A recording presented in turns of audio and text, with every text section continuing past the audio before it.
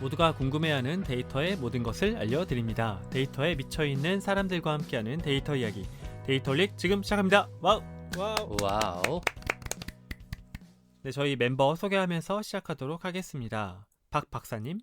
네, 자동화 생각에 뇌가 기계로 바뀐 박 박사입니다. 반갑습니다. 반갑습니다. 반갑습니다. 김 팀장님. 네, 데이터 분석으로 밥 먹고 사는 김 팀장입니다. 반갑습니다. 반갑습니다. 밀리언셀러 책을 출간하신 김 팀장님이었고요. 네, 저는 분석하고 글도 쓰는 조 과장입니다. 반갑습니다. 반갑습니다.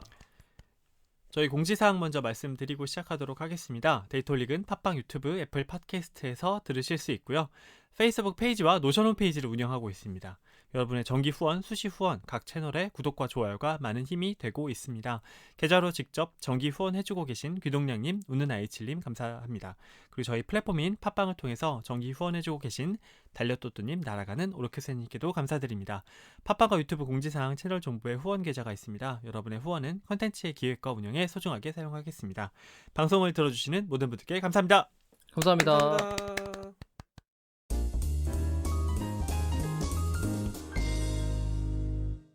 네, 방송 오늘 근황을 한번 이야기해 보도록 하죠. 근황 준비됐지? 아, 좋습니다. 전 네. 준비됐어요. 진짜? 그러면 내가 먼저 이야기를 하면 밀당을 잘한단 말이야. 어. 털을 찔러 아니. 아주 그냥. 내가 됐다니까. 겹칠 수도 있으니까 내가 뺏어 먹으려고. 일단 나는 클럽하우스에 대한 이야기를 좀 해보려고 하는데, 네, 좋아요. 그 요즘에 장안의 화제지 않습니까? 클럽하우스 이미 장안의 여러분이- 화제. 예, 장안의 화제. 여러분이 방송을 들으시는 시점에는 이미 뭐 클럽하우스가 그 한창 화제가 된 지 한 3, 4주 정도 지난 뒤일 거예요. 저희는 조금 앞선 시점에서 녹음을 하고 있지만 재밌더라고요. 일단 신선했고 오디오 중심으로 토론 혹은 정보의 공유가 이루어질 수 있다는 게 굉장히 놀라웠습니다. 그리고 저는 잘 몰랐는데 박 박사가 알려주기로는 이 클럽하우스에서 이야기하는 것들은 녹음할 수 없다. 그런 원칙들이 있다라고 해가지고 그것도 되게 신선했어요.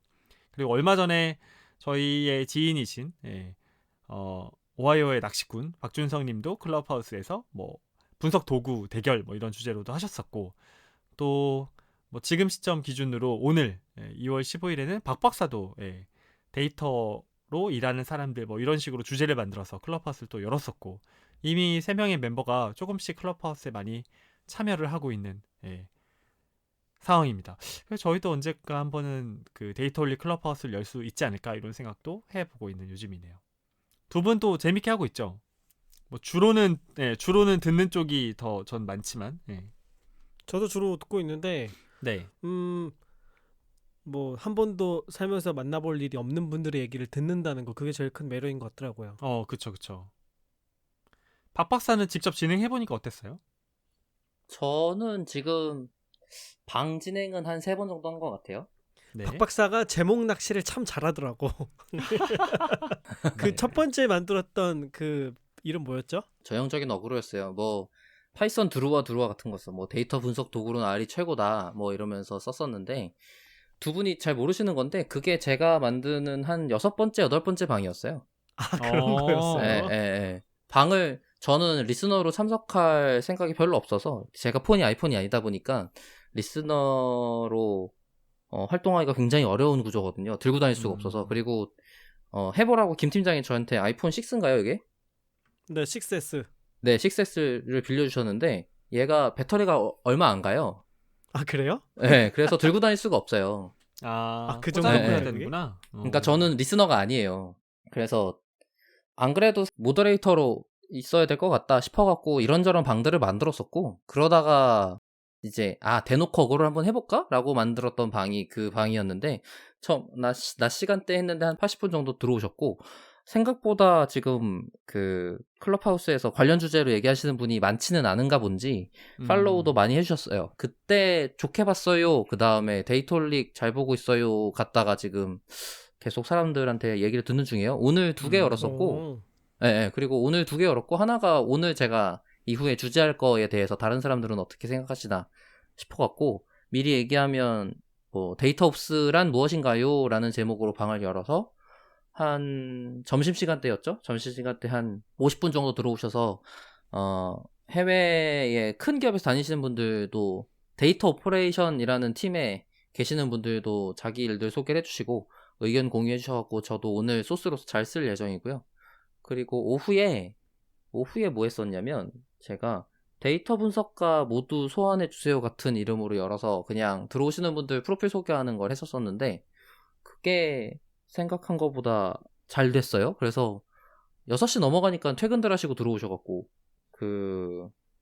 150명 정도 들어갔던 것 같아요. 오, 엄청 들어왔다. 네, 그래서 그때도 또 미국에서 박사하시는 분들, 뭐 싱가포르에서 박사하시는 분들 이런 분들 들어오셔서 자기 연구나 이런 거 공유해 주셨고 SR이나 엔지니어링 쪽으로 일하시는 분들도 이야기해 주시고 다행히 이제 각자 소개하는 쪽이다 보니까 데이터 공부를 하고 싶어요라는 분들이 조금 들어오시면 바로 취업 상담으로 넘어가 버리더라고요. 그래갖고 아, 그렇군요. 네. 그런 얘기를 조금 잘 가능한 한 끊어보려고 노력하다가 제가 나가야 돼서 모더레이터 드리고 마무리를 했는데 저는 재밌는 경험이었어요. 놀랍게도 모더레이터 잘하시는 것 같아요 라는 얘기를 들어서 저는 감사한 방이었습니다. 그렇군요.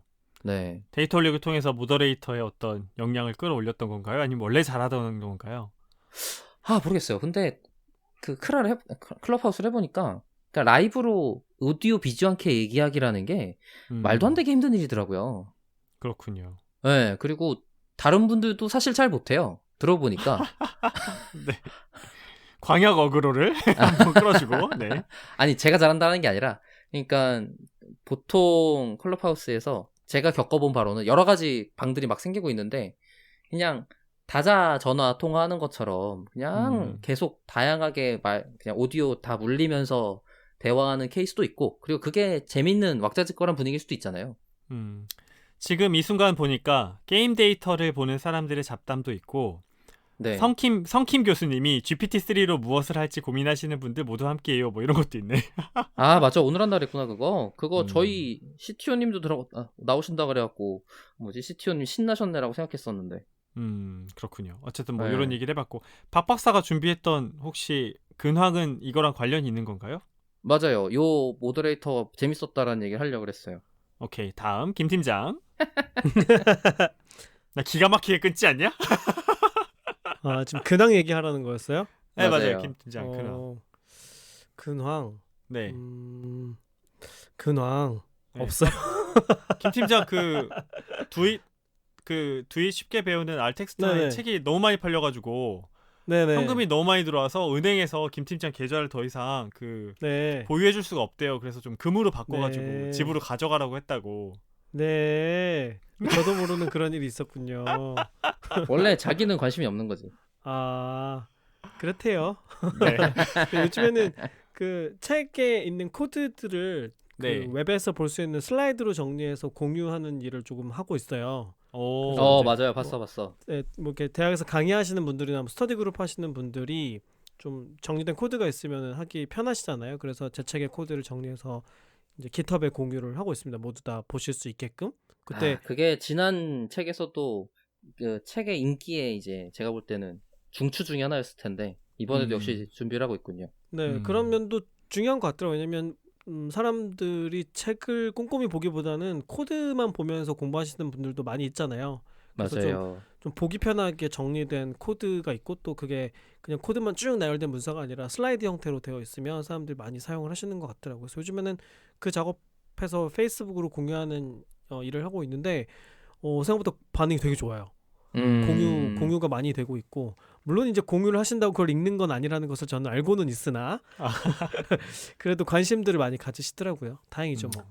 그러니까 스터디할 때 아예 그렇게 있는 것들을 선택하게 되면 따로 준비를 덜 해도 되니까 좋은 것 그렇죠. 같아요. 네, 그냥 슬라이드만 봐도 뭐 하는지 파악이 되니까. 그래서 그런 부분이 가장 큰 장점이었던 것 같고 강사 입장에서도 자기가 강의할 때 쓸 슬라이드가 이미 기본값이 있다고 생각하고 사게 되니까 그런 데 강점이 있었던 것 같아요. 이제 곧 4대 성서가 5대 성서로 바뀔 거라는 이야기를 전해 들었습니다. 야 이건 내가 얘기하고 나서 참 나도 거기에 내 책이 2권이 들어가 있다고? 네, 그래서 이제 김 팀장이 곧 4대 성인이 될 거라고. 세인트 킴, 네, 김 막 팀장의 던져라 막 던져. 책 많이 사랑해 주시기 바랍니다. 야이씨, 내가 돈도 안 받고 이걸 해주는데 고맙다고 해야지. 이게 도움이 된다고 생각해요 이 얘기가 지금. 당연하죠. 도대체 무슨 책일까 하고 들어가 볼 거 아니에요. 아유. 아, 이 사람이 유입을 늘려주고 있는데 내가 지금. 아이고 감사합니다. 네.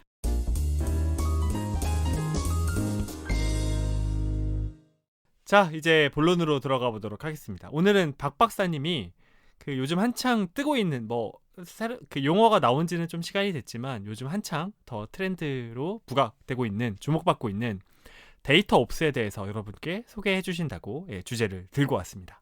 와우. 아, 김 팀장 또 못하네. 아니 난 이 와우 타이밍은 도저히 못 맞추겠어. 아, 갑자기 할아버지가 됐냐?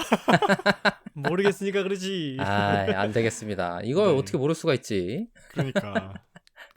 자, 데이터 아이. 옵스 도대체 뭡니까? 아, 우선 데이터옵스를 설명을 해드리려고 하는데 제가 그 전에 데브옵스를 설명해드려야 됩니다. 아하.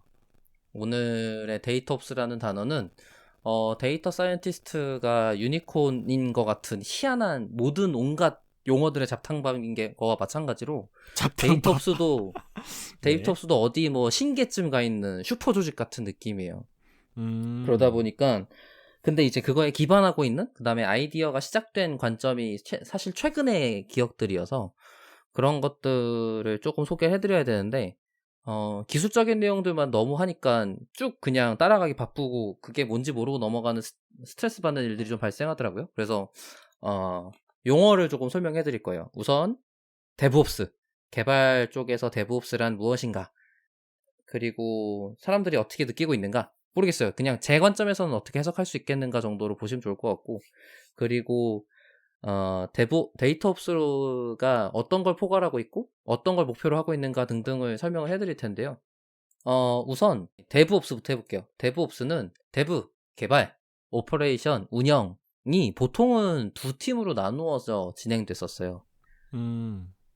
특히 이제 클라우드가 있기 전까지 가면 인프라 엔지니어까지 해서 세 팀으로 분리돼서 진행이 됐었죠. 그러다 보니까 사람들이 정말 많이 필요했어요. 너무 힘든 일이었어. 그리고 인프라 엔지니어가 하드웨어를 담당하고 그 다음에 네트워크나 이런 장비들 가치를 담당하고요. 그 다음에 운영 엔지니어, 운영팀이죠. 운영 엔지니어도 아니었어 그때는. 운영팀은 서비스가 계속 살아있게 만들기 위한 온갖 노력들을 했어요. 배포들도 같이 했긴 했지만 굉장히 초보적인 형태였죠.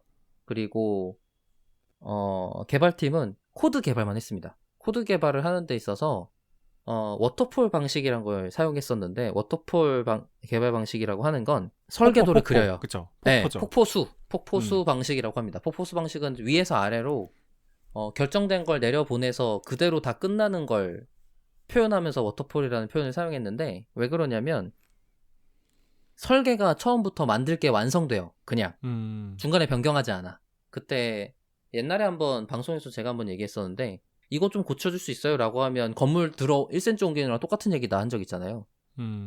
그러다 보니까 코드 개발을 안전하게 하기 위해서 처음에 설계를 하고 설계를 변경하지 않습니다. 그리고 그걸 끝까지 만들어요. 설계를 거대하게 하고 그걸 끝까지 만들어내는 작업을 했어요. 그걸 워터폴이라고 부르고, 그렇게 만들어진 프로젝트가 보통 몇 년 단위로 진행돼요. 1년 몇 개월로 하면 굉장히 짧은 거고 1년에서 몇 년 단위로 진행이 되는데, 그렇게 만드는 게 이제 뭐 은행권 차세대 프로젝트 뭐 이런 것들이 약간 그런 식으로 진행이 됩니다. 과거에는 그랬어요. 지금은 뭐 애자일이라고 표현하는 것 같지만, 근데 이제 워터폴 방식으로 개발하는 데는 큰 단점이 있었는데, 기획 설계가 잘못되면 그 뒤로 다 시간을 버리는 거라는 거예요. 앞단이 잘못되면, 그죠? 뒷단이 기획이 전부 다 잘못되면 만들 첫 이유가 단추. 없잖아. 만들 이유가 없어. 내가 예를 들면 이런 거죠. 뭐가 있을까요? 나는 계산기에- 그냥 하나 비유만 생각나는데 엄청나게 큰 그 뭐랄까 여객선을 만드는 느낌이네. 그죠? 여객선을 만드는데 여객선을 만들고 봤더니 설계도대로 만들고 봤더니 안 떠. 너무 심각한가? 너무 아니야. 심각한가? 한 회당 사람을 보통 뭐 ROI가 나오려면, 그러니까 투자 대비 이익이 나오려면 뭐 300명을 태워야지 이익이 나는데 이 비행기 정원은 250명인 거야. 만들고 보니 만들고 보니. 그런 정도의 치명적인 결함이 발생할 수 있다. 발생할 수 있는 거죠. 발생했지만 그 전에는 모를 가능성이 있는 결함들이 있는 거예요. 아니면 사람들이 안 쓸 건데 만들었어. 뭐가 있을까요? 뭐 세그웨이 같은 거. 세그웨이 관광지에서 많이 써요. 그래 많이 타고 다니는데. 근데 그 예상했던 것보다 망했잖아. 그치. 엄청나게 인기를 끌진 않았죠. 엄청나게 망했지. 네, 어쨌든 그렇게 따지면 그런 거. 망했지.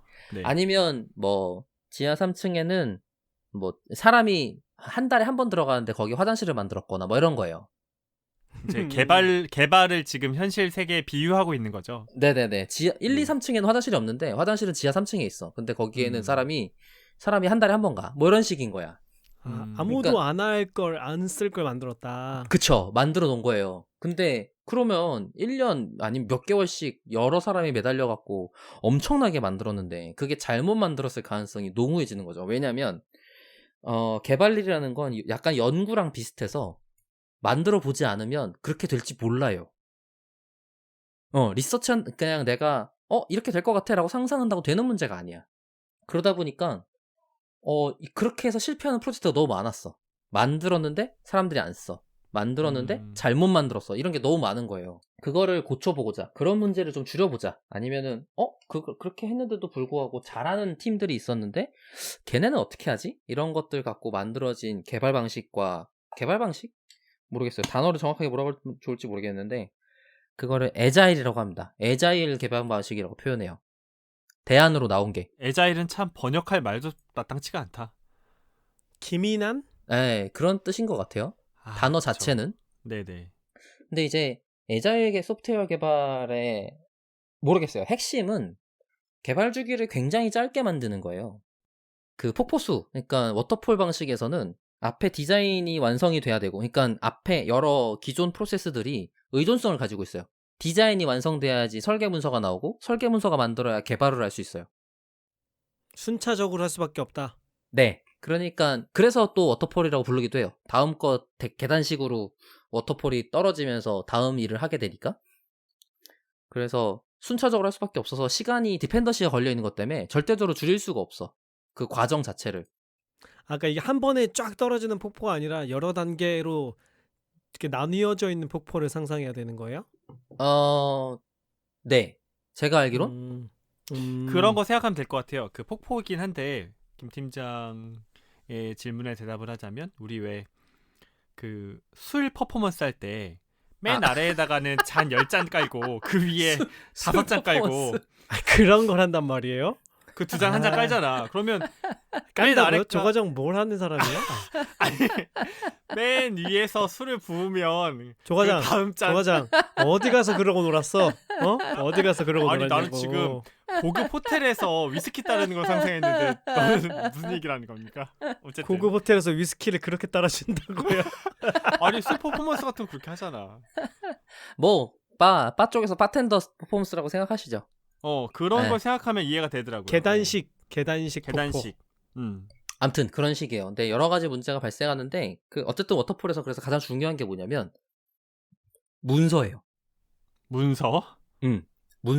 문서가 만들어져야 그거대로 만드는 거예요. 네. 문서가 있어야만 그걸 가지고 만드는 거야. 문서가 없으면 만들면 안 돼요. 왜냐면 그러면 만들어진 게 뭔지 알 수가 없게 돼. 그렇군요. 네. 그런데 이제 그러다 보니까 이제 문서가 작성되는 시간, 그 다음에 그게 완성돼야만 코드를 개발할 수 있고, 만들고 나서 피드백을 받는다. 그러니까 고객이 예를 들어서 저희한테 뭘 만들어주세요, 뭐 1번 의뢰를 했다고 치자 이거예요. 그러면 그걸 그대로 어떻게 만들어요? 아마 고객도 자기가 뭘 원하는지 모르는데 의뢰할 가능성이 굉장히 크고요. 대부분의 경우 그래요, 실제로. 그러다 그렇지. 보니까 만들다 보면 그게 아니에요, 이렇게 해야 돼요라는 얘기를 많이 들어요. 만드는 중에.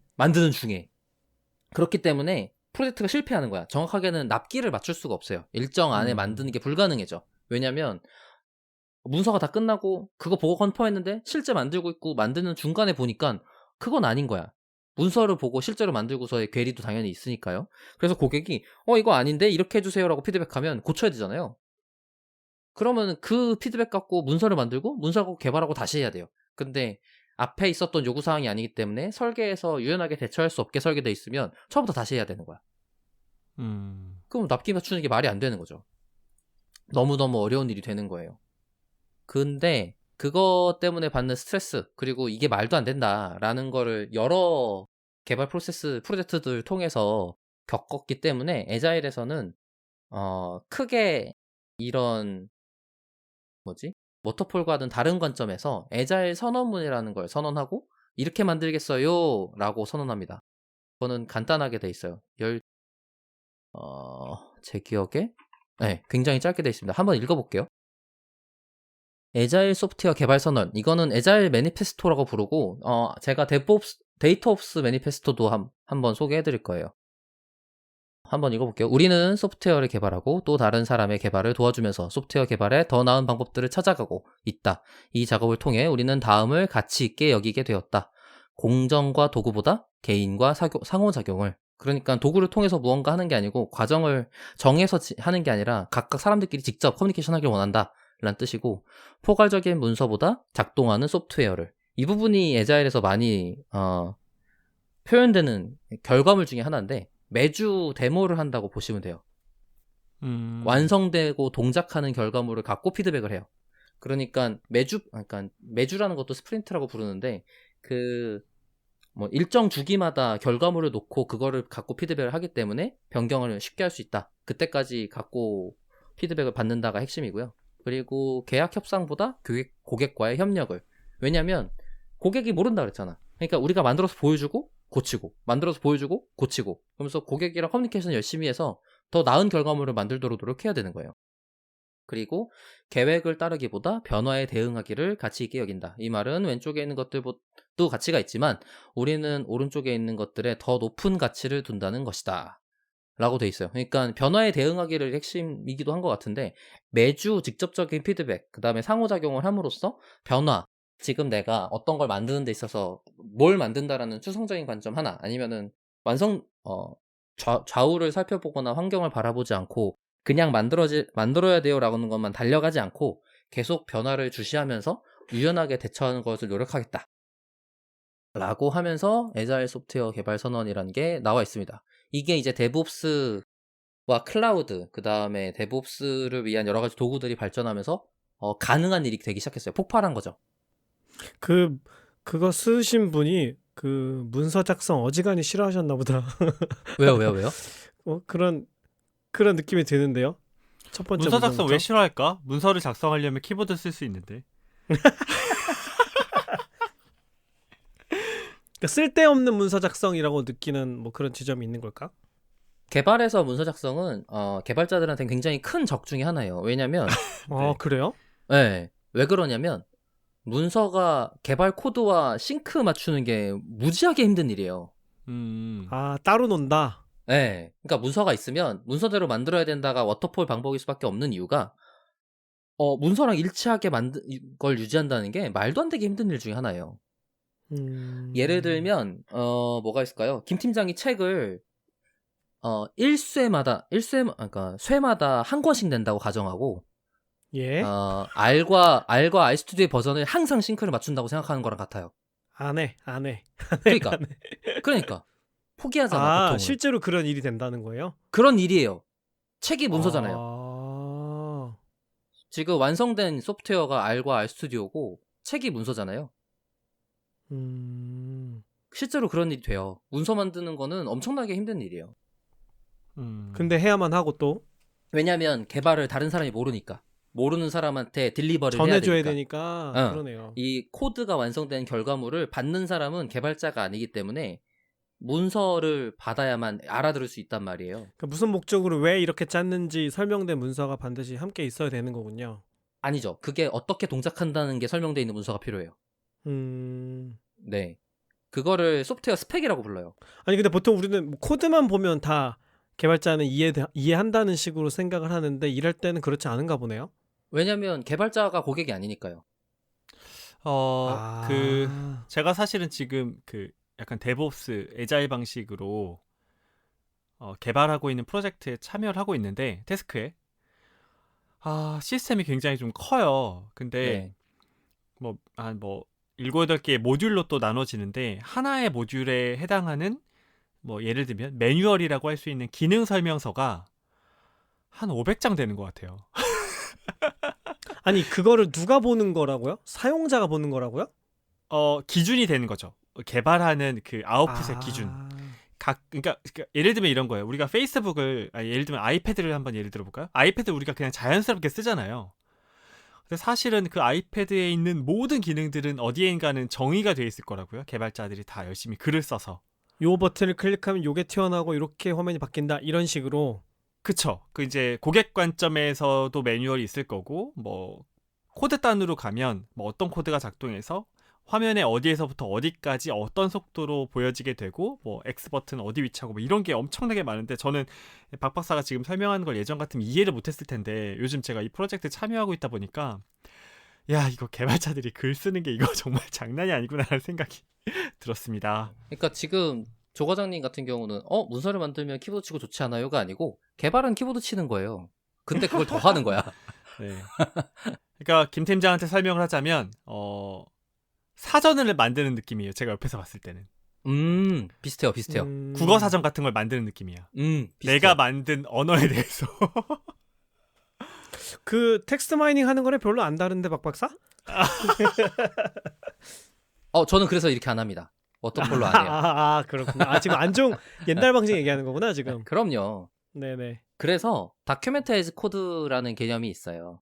코드를 그대로 다큐멘테이션 하기 아니면은 코드에 가장 가까운 곳에 있는 문서로 작성을 해서 그걸로 다큐멘테이션 하기라는 개념이 있는데 제가 아래서 패키지 만들 때도 코드 쪽에 보시면 아시겠지만 럭시젠2라는 서포트 도구가 그 펑션의 위에 코멘트로 그러니까 사용자 정의 함수를 작성하는 위에다가 그 주석이라 그러죠. 코드가 아니고 설명하는 문서로 어떤 양식을 지켜서 만들면 그걸 문서로 변환해줘요. 지금 얘기한 거 이해 하나도 안 된 것 같아요. 다큐멘테이즈 코드에 간단히 설명드릴게요. 패키지를 만들면 사용자 정의 함수를 작성하고 걔를 설명서를 써야 돼요. 그래야 패키지를 출시를 하지. 사람들한테 설명서를 써야 되니까. 근데 이제 이게 조금 전에 말한 개발이랑 비슷해요. 설명 문서를 작성해야 돼. 그런데 완전 자동화는 어려워요. 어떤 함수가 어떻게 동작합니다라는 거를 말로 추상적으로 설명한다는 건 쉬운 일이 아니잖아요. 그게 자동화된다는 것도 말도 안 돼. 그러니까 사람이 쓸 수밖에 없어요. 작성하는 건 작성을 없애는 일은 불가능해. 그러면 두 가지 접근이 가능한데 하나는 코드를 굉장히 읽기 쉽게 작성해서 사람이 설명서를 읽는 느낌으로 작성하는 거예요. 아예. 코드만 봐도 어떻게 움직이는지 원리가 금방 이해되게 만든다. 네. 따로 설명문서 안 만들고. 함수 이름이 그렇게 작성돼 있어서 이해하기 쉽게 한다. 네, 예를 들어서 정규 표현식으로 뭐 이메일을 검출하는 코드가 있다고 생각을 해봐요. 그러면 걔를 또 체크 이메일 포맷이라는 함수로 엮은 다음에 그걸 사용하는 거예요. 체크 이메일 포맷 이 이름을 보면 이게 뭐 하는지를 알 수 있게 만든다라는 거죠. 그죠? 말 그대로 코드가 곧 설명 문서인 것처럼 작성하는 방식이 있어요. 근데 대신 이거는 장점이 이렇게 읽으면 쉽게 된다라는 장점이 있는 반면에 단점이 뭐냐면 함수명이 너무 장황해져요. 길어진다는 거죠. 네네네. 너무 길게 작성이 돼요. 이게 옛날부터 있었던 문제여서 서로 지금 작성할 때마다 리더빌리티 그러니까 쉽게 읽혀지느냐를 그래서 중요하게 보는데 그게 과도하게 가면은 장황해지는 문제가 발생을 하는 거죠. 근데 이제 코드가 길면은 함수명이 길면은 타이핑하는 시간이 늘어나는 문제가 생겨서 그걸 싫어하는 건가요? 뭐 그렇기도 한데 요즘엔 IDE가 자동 완성을 잘해줘서 그렇다기보다는 그거랑 좀 비슷하게 무슨 문제가 있냐면 이 한 화면에서 넘어가요. 이 80줄 80열을 넘어가는. 네네네. 그러면 이제 위아래로 왔다 갔다 하는 건 상관없는데 좌우로 왔다 갔다 하는 건 개발자한테는 약간 죄악 같은 거라서. 그래요? 네. 그게 축이 여러 개인 건 너무 힘들어요. 한 개여도 너무 과하기 때문에. 어쨌든 그래요. 그래서 그런 방식이 하나 있고, 다른 하나는 그 코드가 작성되는 곳에 가장 가까운 곳에 문서를 쓰는 방식이 있어요. 그러면 최소한 문서가 업데이트를 해야 된다는 인지는 발생할 거 아니에요. 그러니까 가깝다는 거는 코드 위에 옆에 네. 뭐 이렇게 써놓는다는 얘기예요? 그죠. 따로 문서 파일 안 만들고? 네. 문서 파일을 안 만들고 코드 옆에다가 주석으로 그거에 대해 관련된 문서를 작성하는 거예요. 주석을 열심히 단다는 얘기군요. 네. 그러니까 코드 위에다가 스트럭처드, 그러니까 구조화된 텍스트를 작성한다고 표현하는데, 구조화된 텍스트라는 건 이거는 뭐 함수 이름이에요, 이거는 설명이에요, 이거는 파라미터 설명이에요, 뭐 이런 것들이 정의가 돼 있어요. 정의된 대로 작성하면 그거를 설명서 문서로 렌더링 해줘요. 렌더링이라는 건 변경해서 다시 보기 좋은 상태로 만들어준다는 뜻이에요. 일종의 템플릿 같은 거 생각하면 되나요? 맞아요. 그래서 그리고 가장 권장하는 게 거기다가 example 예시 코드를 작성하게 돼 있는데, 그 예시 코드가 보통 테스트 코드이기도 해요. 테스트 코드라는 건 이대로 쓰면 돌아가는지 확인할 수 있게 해주는 코드. 네, 맞아요. 그러면 문서를 업데이트하면 무슨 문제가 발생하냐? 테스트 코드가 깨져요. 그러니까 확인할 수밖에 없게 만드는 거군요. 잘 돌아가는지. 맞아요. 그러니까 문서화가 얼마나 싱크 맞추기가 어려운지 이런 것들에서 드러나는데, 그것 때문에 계속 더 가까이 두고 최대한 문서를 안 쓰려고 노력하고 이런 것들이 발생하는 거죠.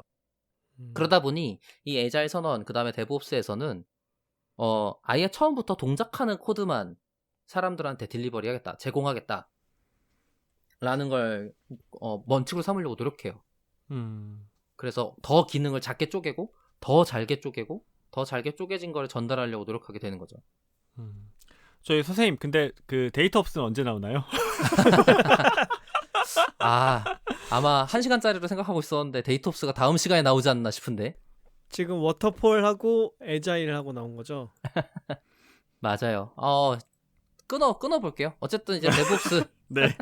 데브옵스를 빨리 마무리해보겠습니다. 그러다 보니까 이런 문서화나 이런 것들이 중요한데, 그러니까 빨리 계속 동작하는 코드를 보여주고 상호작용함으로써 변화에 대응하면서 안전하게 코드를 만들겠다, 개발을 하겠다라는 관점에서 나온 개념들이고, 에자일에서 또 중요하게 생각하는 건 개발 완성 시간 예측이에요.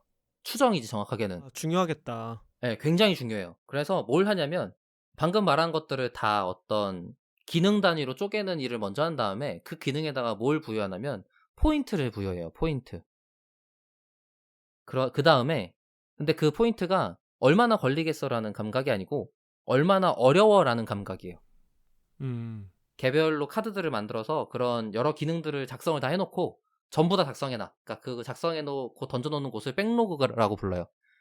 우리가 만들어야 될 기능들의 총집합. 백로그를 만들어 놓고 스프린트라는 단계가 있는데, 스프린트는 그 로그에 들어가 있는 카드를 하나 꺼내와서 내가 이걸 그 일정 기간 내에, 만들어진 스프린트 기간 내에 만들어서 보여줄게요 라는 걸 하는 거예요. 이걸 계속 하는 거야. 그런데 포인트를 작성해 놨잖아요. 그러니까 포인트를 작성해 놨고 실제로 개발하는데 걸리는 시간 2단계가 발생해요. 그러면 그거를 스프린트를 몇 번 반복하면 어느 정도 포인트에 해당하는 기능들은 어느 시간 정도 걸리는구나 라는 데이터가 발생해요.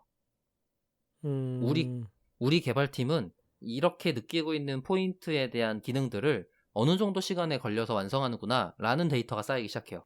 그 시간을 가늠할 수 있는 자아 같은 게 만들어지는 거군요. 지표가 드디어 발생하는 거죠. 그럼 나중에 이제 이 정도면 이 정도 걸리겠다, 감 잡을 수 있게. 네, 그러니까 프로젝트가 한 중간 이상만 되면 그 다음부터는 감을 잡을 수가 있는 거야. 그래서 그 다음부터는 추정이 조금 더 정확해져요. 그 전에 비해서. 근데 그게 꽤 맞아 들어가요? 그 추정이? 뭐 사실 그런 추정을 열심히 해가면서 일을 하는 조직이 많지 않아요. 근데 최소한의 장치로서 그런 걸 두게 되는 거군요. 김 팀장의 질문이 잘못됐습니다. 그건 맞추는 겁니다. 정해놓고 맞추는 거지? 내가 시계에 맞추면 되는 거구나. 당연하지. 그러니까 그렇지. 지금 조 과장님이 말씀하신 감각들이 너무 많아서 어떤 포인트, 스토리 포인트라고 표현하지만 어쨌든 포인트에 대해서 얼마나 걸린다라는 데이터가 발생했을 때 우리나라는 이걸 KPI로 봐요. 아. KPI로 접근하기 너무 좋잖아요. 그러네. 납기. 납기를 맞추기 위해서 너는 이 포인트를 해야 돼. 이 포인트를 만들어야 돼. 이런 걸로 접근하기가 너무 좋단 말이에요. 그런데 그러면 안 돼요. 에자일에서는. 그러려고 만든 게 아니야. 이 그렇지. 개발자를 압박하려고 만든 게 아니란 말이야. 그렇지.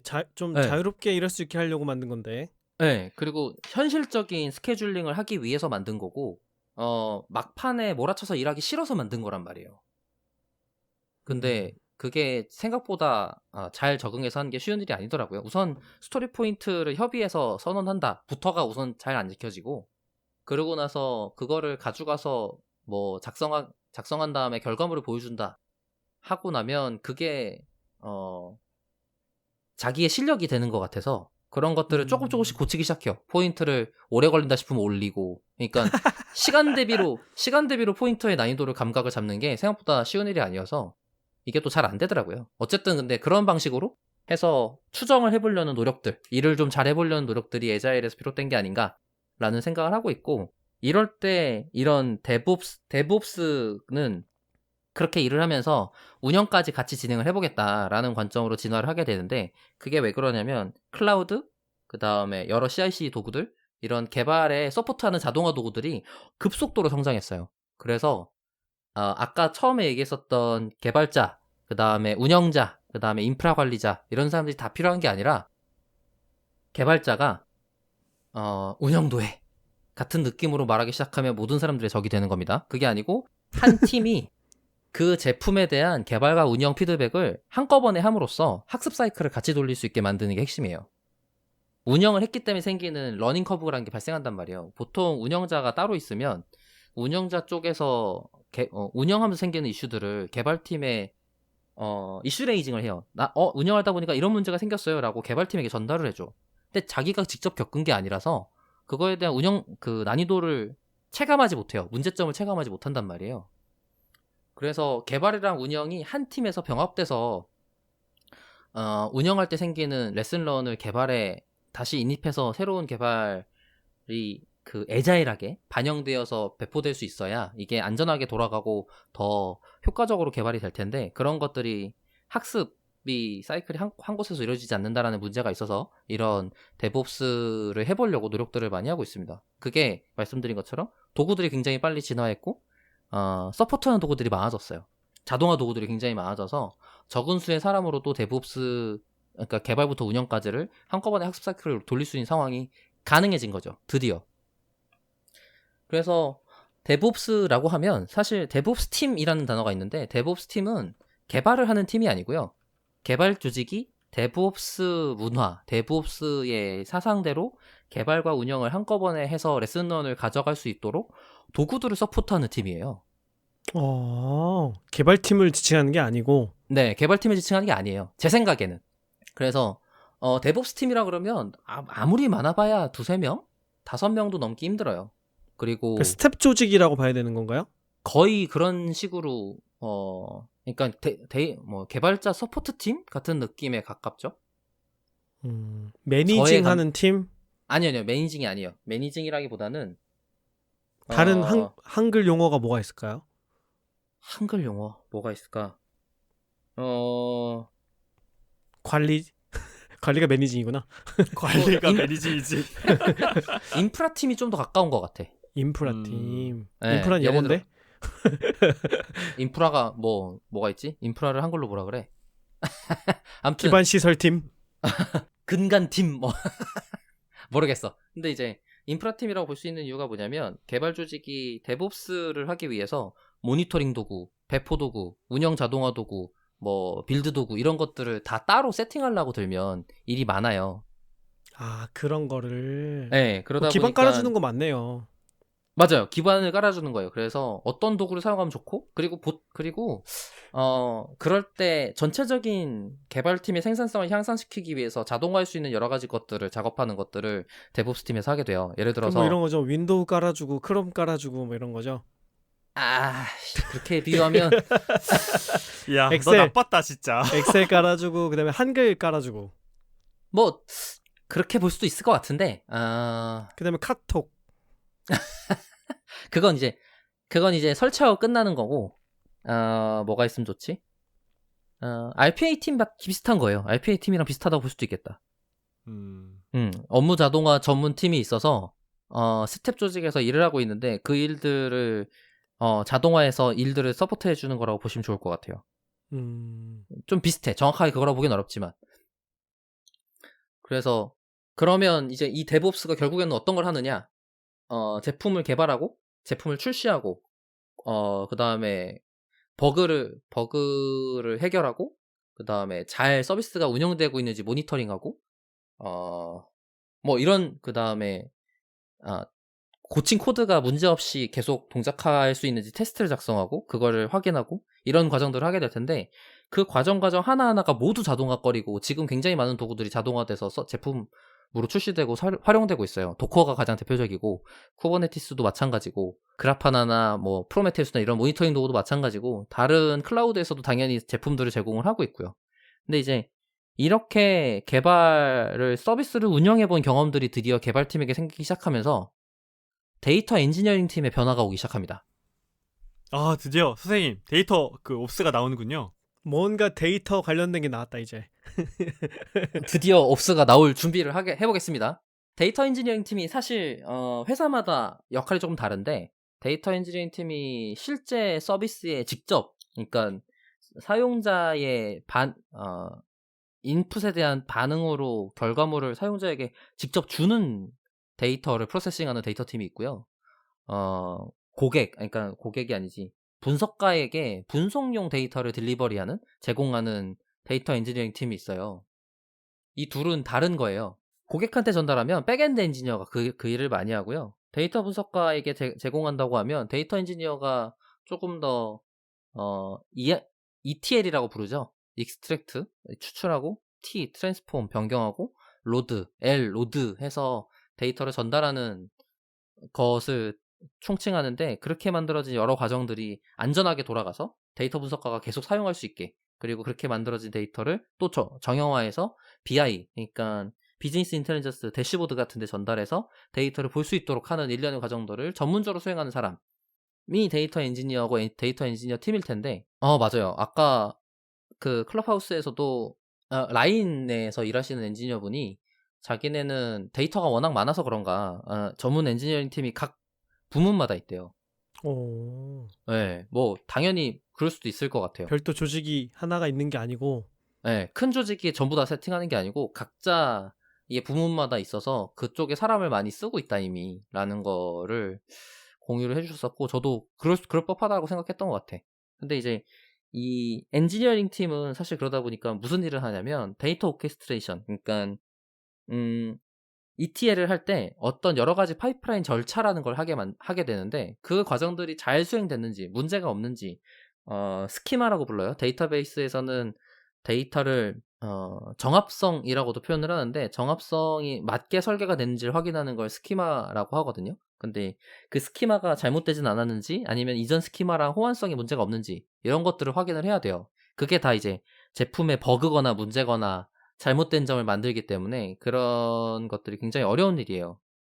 그래서 데이터 엔지니어링 팀이 전문적으로 가지게 된 이유가 그런 데이터의 관리 부분만 특별하게 해보기 위해서였던 건데 방금 말씀드렸던 것처럼 백엔드 엔지니어가 사실 하는 일도 다르지 않거든요.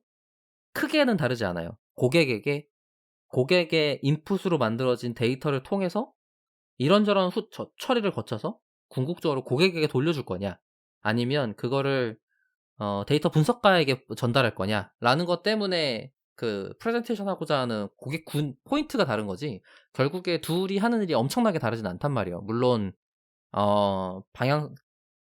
성격은 좀 비슷하긴 합니다만 어쨌든 그래서 데이터 엔지니어링이라는 개발자들이 그 분야는 대부분 개발자가 해왔어요. 그러다 보니까 데브옵스라는 방향대로 한번 해보면 어떨까라는 접근을 가지기 시작을 한 거죠. 드디어. 그러니까 데이터를 주도적으로 활용하는 개발팀에서 데이터와 관련된 옵스 파트가 필요했고 그래서 데이터 엔지니어들이 그 역할을 담당하기 시작했다라는 얘기인 건가요? 뭐 그렇게 보면 좋을 것 같아요. 음. 그래서 지금 아까 애자일 선언으로 돌아가 보면 결국에는 비슷한 얘기를 하게 되는데 이 데이터옵스 매니페스토도 있기는 해요. 근데 이제 인기가 많진 않았어. 그리고 되게 이것도 꽤 옛날에 시작했는데 아직도 사람들이 엄청 관심 있진 않지만 어쨌든 핵심은 뭐냐면 지속적으로 확인하는 것. 그 다음에 변화를 정기적으로 수용하는 것. 그러니까 개발할 때 가장 큰 적이 내가 이미 만들어서 이거는 건드리고 싶지 않아요. 그게 적이라고요? 적이요, 적. 아, 그냥 냅두려고 하는 게 적이다. 네, 왜냐면 그게 결국엔 레거시거든요. 변경되지 않기 음. 때문에 레거시예요. 그럼 나중에 그게 뒤통수를 친다. 걔 때문에 다른 설계 변경이나 다른 의사 설정을 못 하게 되죠. 아, 걔를 고정해 두느라 다른 게 바뀌어야 된다는 거예요? 다른 걸 바뀌는 걸 못 하게 돼요. 걔를 고정해 두느라. 걔 때문에 묶여가지고. 네, 변화를 수용하지 못하게 돼요. 그러니까 아까 말씀드렸던 것처럼 설계가 완성이 됐으면 뭐 요것저것 바꿔주시면 안 돼요. 근데 건물을 1cm 옮기는 거예요 라고 말하는 게 무슨 뜻이냐면 방금 그거예요. 변화를 수용하지 못하는 설계인 채로 있기 때문에 건물을 한 칸 옮기라고 하는 거랑 똑같은 거야 라고 얘기가 나오는 거예요. 그러니까 변화를 지속적으로 수용하기 위한 노력을 하려면 계속 만들어 놓은 거를 부실 수 있어야 돼요. 그러니까 부시기 편하게 만들어놔야 된다. 그죠? 되게 혁신적인 관점이다. 부식이 쉬워야 된다라는 개념은 제가 조금 더한 거긴 한데 어쨌든 변화 수용이라는 걸 과격하게 설명하려고 얘기했어요. 바꾸기 편하게 한다. 커뮤니케이션 때문에 피드백을 바로 변경하면서 갈 수 있어야 된다. 그죠? 계속 상호작용하고 변화나 변경이 발생할 거기 때문에 그걸 계속 수정해서 갈 수 있어야 된다. 예를 들어서 데이터 엔지니어가 데이터 웨어하우스랑 데이터 마트를 구축했어. 근데 분석가가 그 데이터 마트는 내가 이제 안 쓰는데? 라고 말하면 변화가 발생했잖아요. 데이터 분석가 엔지니어링 팀에서는 그러면 새로운 데이터 마트를 제공해 줄 수 있어야 되는 거야. 아, 그거 이미 이렇게 고정해놔서 못 바꾸는데요? 이러면 안 된다는 거죠? 그죠? 그게 레거시인 거죠.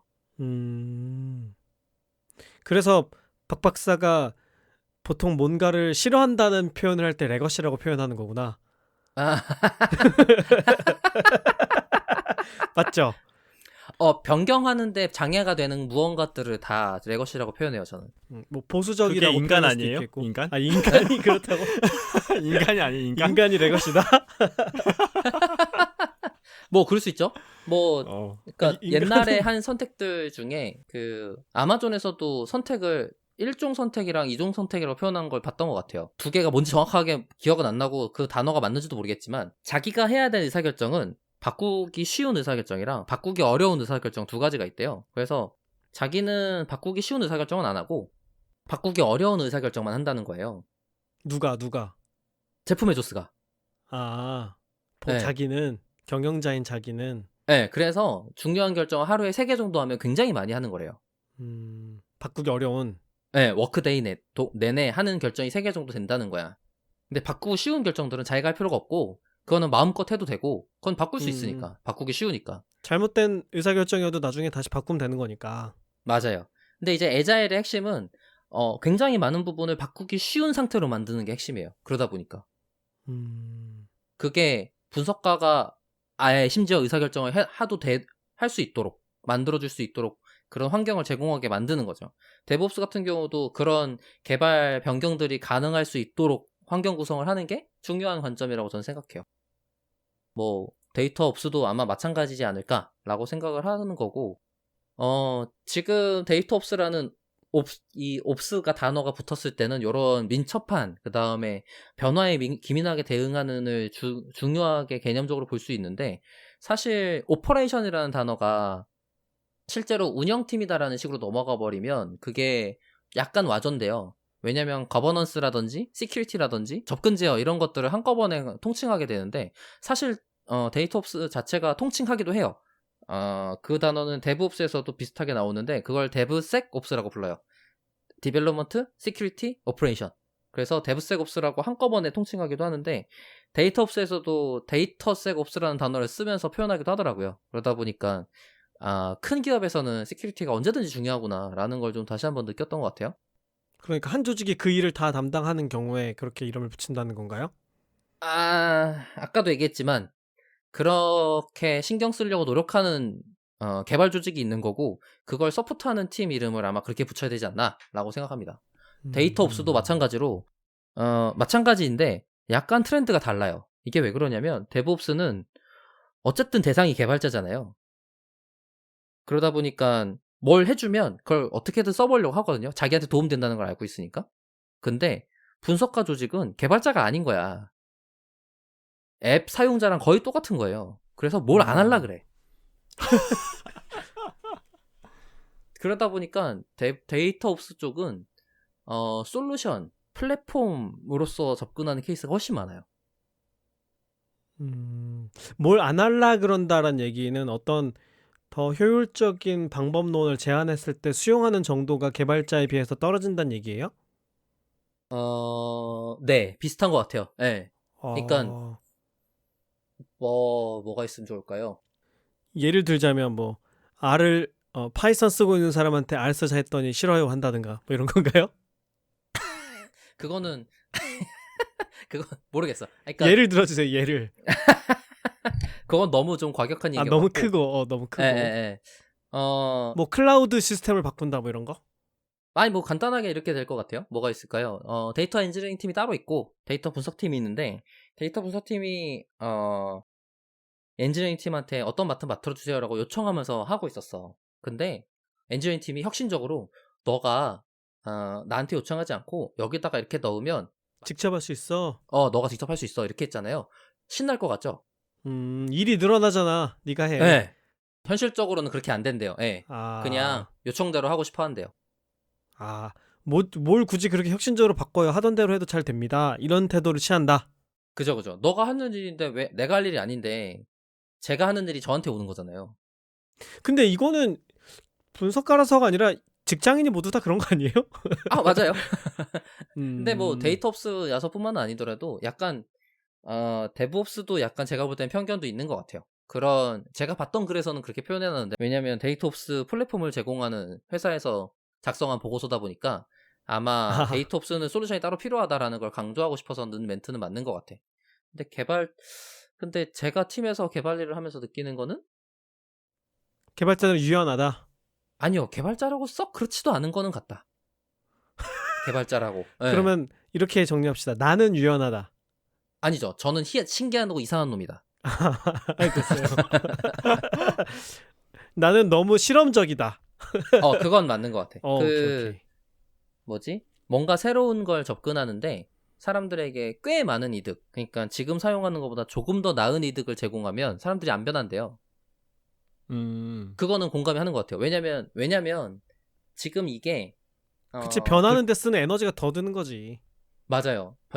별로여도 이미 에너지를 소비해서 능숙해졌어. 비효율이. 그렇지. 그래서 새로운 것을 능숙하게 만드는데 에너지가 소비되기 때문에 아주 혁신적으로 좋지 않는 한 그거를 접근하는 걸 안 좋아한대요. 모든 인간이 그렇대. 그렇지. 그런데 그걸 조금만 좋아도 유난히 그거를 에너지를 써가면서 해보는 걸 좋아하는 사람들이 있는데 그게 1%에서 10% 사이라 그래요. 정확하진 않지만 제가 그 중에 한 명인 건 맞는 것 같아요. 그게 이제 잘 풀리면 천재고 안 풀리면 또라이고 뭐 이런 거 아니에요? 그죠? 나쁜 놈이지. 음. 왜냐면 그거 하느라고 그 시간을 헛되이 쓰거든요. 나쁘게 말하면. 그러니까 실제로- 얼리 어답터 같은 거죠. 네, 실제로 비즈니스 임팩트가 있는, 그러니까 지금 현 팀에서 필요한 일을 하는 게 아니고 필요할 것 같은 일을 하기 때문에 시간을 버리는 경우가 꽤 있어요. 생각보다. 그러니까 투자하는 것 마냥 대박 나는 건 발생 있는데 모두가 대박 나진 않는 거야. 모든 시도가. 그 데이터옵스에 대한 개념이나 트렌드 혹은 뭐 중요한 주요 사례 같은 것들을 알아보기 위해서 그 데브옵스부터 출발해가지고 개발에 대한 이야기서부터 데이터 엔지니어링에 대한 이야기, 운영에 대한 이야기까지 쭉 왔는데 이제 마칠 시간이 되어 왔습니다. 아, 큰일 났네. 다른 얘기 또 해야 되는데. 그건 다음 시간에 하도록. 그러면 다음 시간에 또 하면 되죠. 제가 100회 데이터옵스 100회 특집 중에 이제 1회가 지나가고 있는데 이제 이게 개발 방법론이라는 책이 하나 나오고 그다음에 데이터 개발 방법론이라는 책이 또 하나 나오고 이렇게 되는 거죠, 박 박사. 아, 박 박사가 쓰게 되는 그 책을 이야기하는 거겠네요. 제가 쓸 수 있을지 모르겠지만 어쨌든 막 이러고. 근데 일단은 네네. 그 데이터 옵스를 알려면 당연히 네. 시작이 여기기 때문에 설명이 안 될 수는 없겠네요. 얘기를 들어보니까. 네, 그러니까 에자일과 데브옵스를 알아야만 되는 문제여서 그 부분이 좀 그렇겠네요. 어쩔 수 없었던 것 같아요. 그리고 ETL이 조금 뒤안길로 가고 있는 중이에요. 그 부분을 아마 다음 시간에 제가 설명할 수 있을 것 같은데, 뒤안길? 네, 덜한다? 점점 어, 덜한다는 얘기예요? 그쵸. ETL은 결국에는 RDB, Relational Database를 기반으로 하는 개념이었는데, 최근에 데이터 웨어하우스, 웨어하우스가 아니라 레이크서부터 넘어가는 데이터댐 이런 애들은 전부 NoSQL에 가까운 개념들을 차용하고 있고, 그러다 보니까, 그리고 이제 배치적인 관점, 그러니까 컴퓨팅이 점점 클라우드 때문에 싸지다 보니까 그러니까 정기적인 수행이라기보다는 실시간으로 하기를 선호해지기 시작했어요. 그래서 이런 것들을 조금 더 다음 시간에 소개를 한번 해보도록 하겠습니다. 음. 잘 끊었어요. 아니다.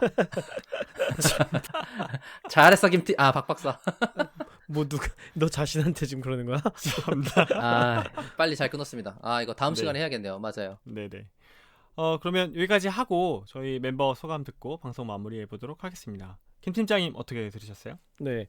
박 박사 얘기를 이제 들으면 챗봇 때도 그렇고 이런 생각이 들어요. 개발자들이 고생이 많다. 그냥 코드만 짜면 되는 게 아니었구나. 신경 쓸 게 굉장히 많구나 하는 생각이 들었어요. 네, 그래도 이제 박 박사는 워낙 이런 데 관심이 많으니까 이런 흐름을 설명해 줄 수 있는 것 같고, 예, 저희 같은 개발자가 아닌 사람들도 개발자가 무슨 일을 하는지 대강은 이해할 수 있게 되는 것 같다는 생각이 들었습니다. 저도 지금 아까 말씀드렸던 것처럼 이제 엄청나게 큰 거대한 워터폴 방식으로 개발된 그 시스템 플러스 이제 오늘 말씀하셨던 용어들이 되게 익숙했는데 여기에 플러스해서 에자일 방법론으로 저도 한 6주 정도의 스프린트 단위로 6개의 스프린트를 돌리면서 그 스프린트를 진행하는 어떤 집단을 스크럼이라고 하는데 그 스크럼에 소속돼 가지고 개발을 하는 태스크를 하고 있거든요.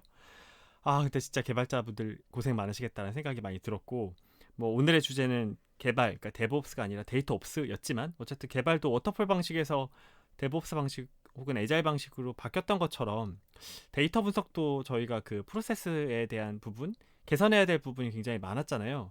그런 부분에 대한 요구에 의해서 데이터옵스 같은 게 뜨지 않나라는 생각을 하게 됐고, 용어가 굉장히 좀 어려웠는데 뭐 오늘 방송 100%다 이해가 된 건 아니었지만 계속해서 들어보면서 좀 이 트렌드를 쫓아갈 수 있을 거라는 생각이 들었습니다. 박 박사님은 준비하시면서 어땠는지 소감을 들어보도록 하죠. 네, 사실 옵스가 뒤에, 그러니까 데브옵스라는 단어가 뜨면서 뒤에 옵스라는 단어를 끼우기 시작하는 다양한 마케팅 용어들이 등장했어요. AI 옵스, 뭐 인프라 옵스, 뭐 ML 옵스, 모델 옵스, 그 다음에 아예 노 옵스라는 단어, 깃옵스도, 챗 옵스도 있고 그런 단어들이 이제 마케팅 용어로 굉장히 많이 등장했는데, 데이터 옵스는 약간 그런 마케팅 용어이긴 합니다만 그래도 지금 관심 가지고 보시는 분들이 이런 거구나 라는 걸 좀 느끼기에 조금 더 방법론이라기보다는 조금 더 문화에 가까운 무언가여서 그런 것들을 전달할 수 있으면 좋겠다 라는 생각이 들어서 준비를 했었고, 그리고 제가 생각보다 너무 개발적 얘기를 너무 많이 했어요. 그래서 이번 시간은 데이터옵스? 이번 편은 우선 데브옵스라는 이름으로 나갈 것 같고, 지금 정했어 제목. 네, 방금 정했어. 다음 시간에 드디어 데이터옵스라는 이름으로 다시 해야 되지 않을까. 방금 박 박사의 생각했습니다. 이 관점이 바로 에자일 아니었습니까? 그죠. 이렇게 지금 늦어졌네. 좋아. 그럼 다음번에 이렇게 해야겠다. 이런 빠른 계획과 이런 개발 적응하면서. 과정에서 유연하게 수정 대처한다. 그럼요. 컨텐츠를 개발하면서 수정 대처하는 거죠. 빠르게. 포장왕 김 팀장의 포장 잘 들었습니다. 포장 잘했다. 힘들어. 감사합니다. 그리고 이제 방송 마치기 전에 제가 한 가지 그 청취자분들께 공지 말씀 드릴 게 있는데 벌써 저희가 100회예요. 이게 100회였어요? 네, 이게 100회입니다. 아이고. 100회로 어허. 이제 박 박사가 멋지게 장식을 해주게 됐고, 저도 조금 아쉬운 소식을 들려드리게 됐는데, 뭐 담백하게 인사를 드릴게요. 제가 개인적인 사정으로 데이톨릭 방송은 좀 쉬게 됐습니다. 뭐 이제 아직 뭐 언제까지가 될 거라는 기약은 드릴 수가 없을 것 같고, 어쨌든 데이터올릭도 거의 2년 가까이 이렇게 진행을 해왔는데 변화에는 계기가 필요하니까 또 그 저희 두 멤버가 다른 방식으로 여러분을 찾아뵙게 될 것 같습니다. 기대해 주시면 좋을 것 같고 뭐 데이터올릭 방송이 끝나는 게 아니라 제가 잠시 쉬는 거니까 예, 언제 돌아올지 모르겠지만 그때까지 데이터올릭을 앞으로도 잘 들어주시고 관심 가져주시고 사랑해 주시면 좋을 것 같습니다. 담백하게 인사를 해야 되니까 네, 나머지 두 분의 소감은 들어보지 않도록 하고 여기에서 뭐 누구 맘대로 자기가 정하나. 그 여러분 어. 조과장이 저희 버리고 지금 네, 가려고 하는 건 아니지만 네. 뭐 당분간은 아마 박 박사랑 제가 둘이서 고군분투를 하게 될 것 같아요. 그래서 조과장을 갈 수 없게끔 여러분들이 잡아주세요. 어쨌든 뭐 콘텐츠에 대한 부분도 아마 두 멤버가 더 고민을 하고 전달하는 방식도 고민을 해서 여러분을 새롭게 찾아갈 수 있게 될 것 같아요. 그래서 아직 저희가 추후에 어떻게 진행할지에 대해서는 이야기를 나누지 않은 상태여서 뭐 지금처럼 일주일에 한 번씩 여러분을 찾아뵐지 아니면 또 다른 방식을 고민하게 될지 예, 그런 것들은 미정이기 때문에 저희가 다양한 채널을 통해서 그 부분 안내를 드리게 될 것 같습니다. 박 박사도 뭐 할 말 있어요? 뭐 담백하게 끝내도록 하겠습니다. 네, 좋습니다. 그러면 저희 데이터릭은 예, 더 좋은 컨텐츠를 가지고 다음 방송으로 다시 인사드리겠습니다. 감사합니다. 감사합니다. 감사합니다.